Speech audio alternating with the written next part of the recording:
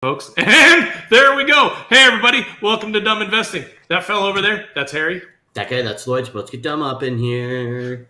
On tonight's show, what you can expect to see. You will see two dummies roll some random dice, pick some random stocks. We're going to do that 3 times. We are going to do a light investigation on those 3 stocks, and we are going to make a decision on which one we should invest our hard-earned retirement money into.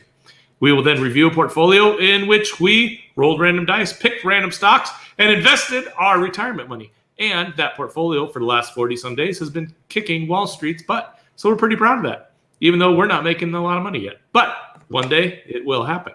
We may talk about the market. We may talk about some real estate. And old Ticker over there has a rental house we might get an update on. Have they been there a month yet? Well, I don't know. I can't remember. Anyways, that's what you can expect on YouTube's Dumbest Investment channel tonight. Wow.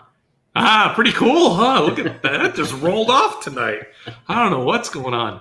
Should we go roll some dice? Yeah, you're on fire. All right, you got the camera? Because I got the dice roller here. All right. Yeah. You just tell me when. We cool? All right. Random.org. It's a random dice. We do this as randomly as we can. So it says 6. We go out to a random stock picker and we say 6 times. 1, 2, 3, 4, 5, 6. Why is that? Because we don't get paid to sell anybody's stock. We do this the real way. DEFA. That's one of the stocks we're going to check out tonight. We're going to go back here. We're going to roll another dice. And it says click 2 times. We go over here. We click 2 times. 1, 2. ANNX. ANNX. And our final stock of the night, brought to you by the number 1, the boring little one. Okay, ALIN. ALIN. All right, so the way we do this, Mr. Harry over there, the smart guy, is using Webull, which is our trading platform. There's a link in our description down there. If you click the link, you deposit $100, they're going to give you 2 free stocks. Then you're an investor just like us. I am going to go out to Yahoo, and we're going to do a little bit of research on these 3 companies. We're going to decide which one we're going to invest in. So we are, it says something similar. I cannot find ALIN. All right, you got any ideas? Well, I've got a few. ALIN comes up -PRA and a -PRE and a -PRB. I have a -PA. PRA? No, just PA. Oh, I have a -PE. I have that too. They're both, I don't even know what these things are. Yeah. But I think we should probably move on to our next. Okay. Because I don't know what that is. ANNX, which is the Annexon. Is that how you say that? Annexon? Yeah, I'd say so. Or Yeah. Amazon. Amazon, maybe? Ooh, I like the sound of that. Wow, you made it sound all exotic and stuff. A clinical stage biopharmaceutical company focused on developing a pipeline of therapies for patients with classical complement-mediated disorders of the body, brain, and eye. Apparently, that's what I have right at the moment. Uh-huh. Company's pipeline is based on its platform technology addressing classical complement-mediated autoimmune and neurodegenerative diseases. Both of which trigger by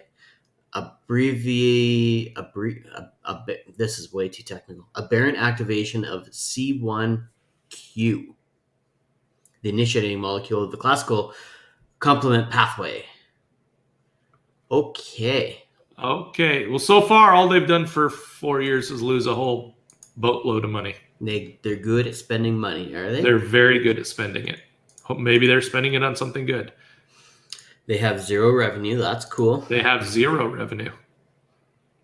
And their earnings per share are -3 because they lost 60-some million last year. Yeah, 63 million. Well, I assume whatever they're doing requires you to buy some cool machines that spin the stuff and separate the thing, right? And then the bubbles and all that kind of jazz. Yeah. Should we see what our third one is? I don't think we have a choice. Let's move into DEFA.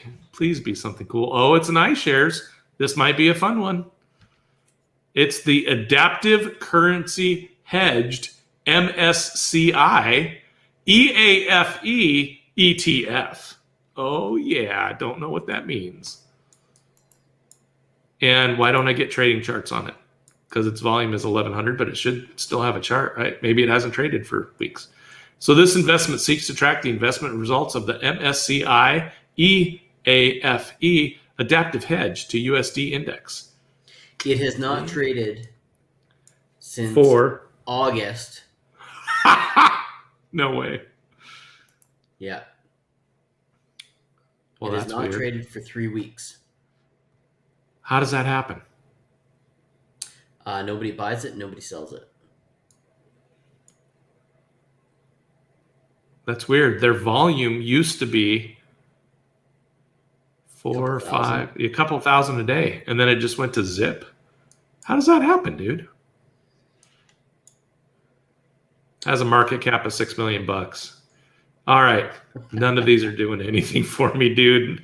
We have 3 strikes, and we're out at the old ball game. Yes. Oh man, so what do we do? What do we do when we get 3 totally horrible strikes? We double down. Oh. All right. You want to talk? Here. Let's talk. Go back to my screen. Bingo. Here's the stocks that I was not sharing it. Sorry. So the stocks we own today are all of these right there. I haven't put in our last one, but that was 50 some bucks today. WOR, 53 bucks. Yeah. So I would vote for a cheaper one if we're going to double down. Let's see who's doing good, and we'll make a decision at the end of the portfolio review. You want to do that? All right, let's do that. Yeah, let's do that. That'll be more fun. All right. Oh, I like double down days. Yeah, buddy. All right, folks, what we all come for every day, the big swings and the big misses in the markets. Right here. Half and half. What's that? We have half red, half green. That's not bad. Yeah, half and half. So at the losers, top of the losers list, we've got the 3 times Industrials Bull, the DUSL, that we bought here last week. It was down 1.98%. We also have, why don't I remember this stock at all? Park City Group?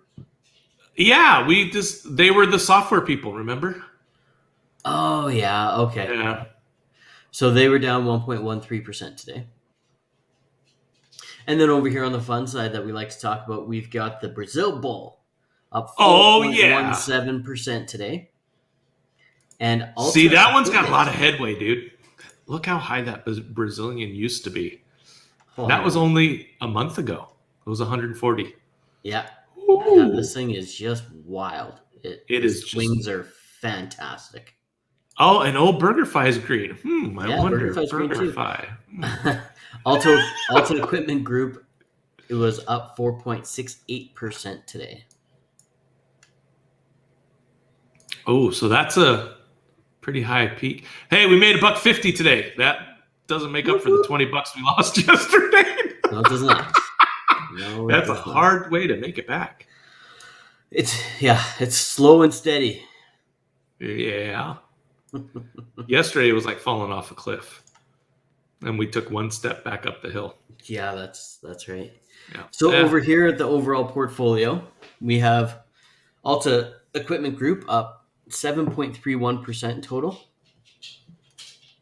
We've got Pebblebrook Hotels up 3.19%. And then the biggest losers, we've got Butterfly down 12.86%. And we've got the Brazil Bull down 12.43%.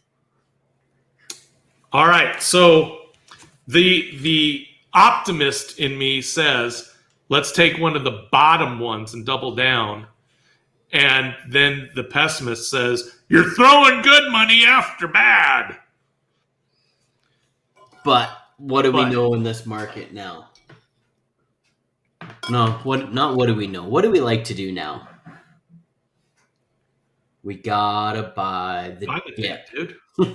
Yeah, that's why I would say let's go with one of the ones that's dipped the farthest. Totally. So you want to double down on Butterfly or Sure. Brazil? Let's click on Butterfly again. On Brazil, I'm cool with picking up Butterfly. Okay. You heard it here first, folks. We're going to go buy some more butterfly tomorrow. BFLY,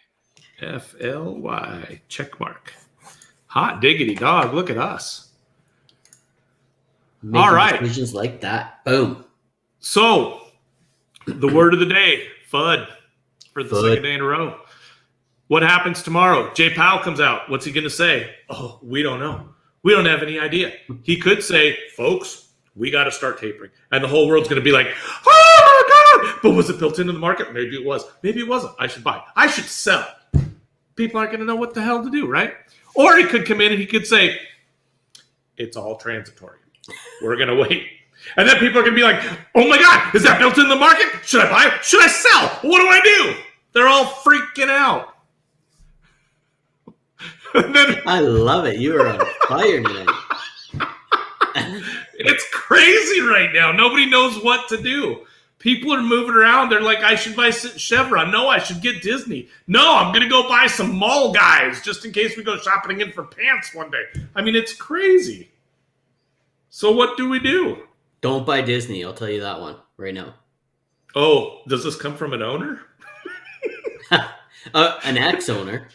Oh, yeah? You have some recent experience? Did it hurt? Did it burn? No, but the CEO came out with a little bit of a media release today trying to temper expectations. So that's not good. That's not good. Yeah, I've kind of seen the preliminary numbers. Not good. Yeah. Hey, just so you know, don't be too surprised when... And did they do one of those, and it's not really my fault. I mean, freaking COVID, right? I mean, the mouse and the rights and the COVID. I mean, come on. And then everyone goes like, yeah, COVID. What about Disney Plus? Ooh. Right. Now, I heard that they were talking about that their production stuff has been horribly challenged, so they're not releasing anything new. So people are maybe not going to want to do the Disney thing because it kind of ran out. They've already seen everything that's there. We don't have any new Mandalorians. I mean, come on. It's the only reason I have that damn thing. Right? Well, you can always rewatch all the Marvels from start to finish. Yeah, That'll could try take that. a couple weeks. Yeah. My grandson actually still loves it, but yeah, I'm waiting for another. The Mandalorian was awesome. There you go. No plug. We don't get paid to plug crap. That's just a personal opinion. This is for entertainment purposes only. Don't listen to us. We're crazy. All right, is that it? Because, I mean, there's nothing else in the market. We got Powell tomorrow and... Okay, so we talked yesterday about Evergrande. Oh, yeah. So Evergrande, we were kind of waiting on pins and needles a little bit to see what was going to happen when the Chinese markets opened up this morning. So they opened up about 2 hours ago. Okay. And so far, it's been a no-hitter. Ho-hum. Because they think they're going to get bailed out, huh? I think so. Yeah. So something I learned of them, they were on the news this morning driving in, you could imagine. They are the world's most indebted company. Oh. The world's most indebted company. Yeah. Huh? Isn't that crazy? It's going to be number one at something, I suppose. To the tune of like $300 billion in debt. Yeah, that's what we were talking about last night. Yeah, 300 billion. Yep. They're really good at that. That's a lot of money. That would wipe out a whole bunch of that extra money the Fed's been printing if it was in the US. We could just throw money at that and it'd be like nothing ever happened. So yeah, non-deal. Don't we have, there's an interest payment they're supposed to make by the end of the week?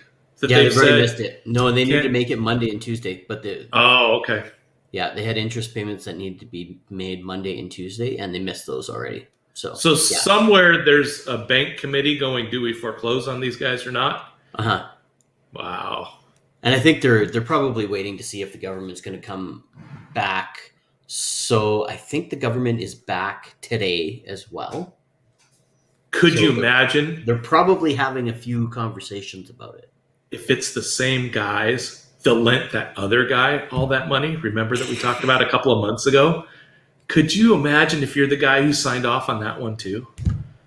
Oh my gosh. Like Credit Suisse. Yeah, that's what I didn't want to say that. Could you imagine, dude? No. I know, man. Huh. So Well, I guess we'll we'll hang see. out. We'll see what Powell says tomorrow. I think his guidance, if he does say, we're gonna chill for a little bit and watch, I think the market will be happy. If he says, folks, we're doing better than we thought, everybody's gonna be like, oh shoot, here the ride is over. I'm The ready music's for it, gonna though. stop. Yeah, but when the music stops, how many chairs were removed? Was it only one? Was only one person get hurt, or were there 100 chairs removed? Right, and nobody Maybe. has a seat. I don't know. I think the market's ready for it. I think the market's well prepared. Not to say that it's not going to take a huge, might take a few percentage points out of the market, but I think generally the market's prepared. Like we know what's coming. Yeah, is everybody shorting the SPY right now? I don't know. Well, that would probably be a bad idea. The thing just goes nothing but up. I know. Somehow, I don't know how. My stocks go down, and the SPY and the NASDAQ all go up. I know. But only my stocks are the ones that go down. I don't know how. Oh no, they're not only yours. There's a lot of red in Pickerville. Yeah. So yeah, I think that's it for tonight. Well, everybody, thanks for joining us. Do all the YouTube stuffs. Help us out a little bit. We have fun, but we'd sure like to hear comments and suggestions and all that other jazz. Do it down below. Don't trade like that guy. Definitely no trade like that. Or any of that gibberish. See, I need that mind thingy majigger that we were just looking up. I'm sure you do. Don't trade like that guy. Have a good night.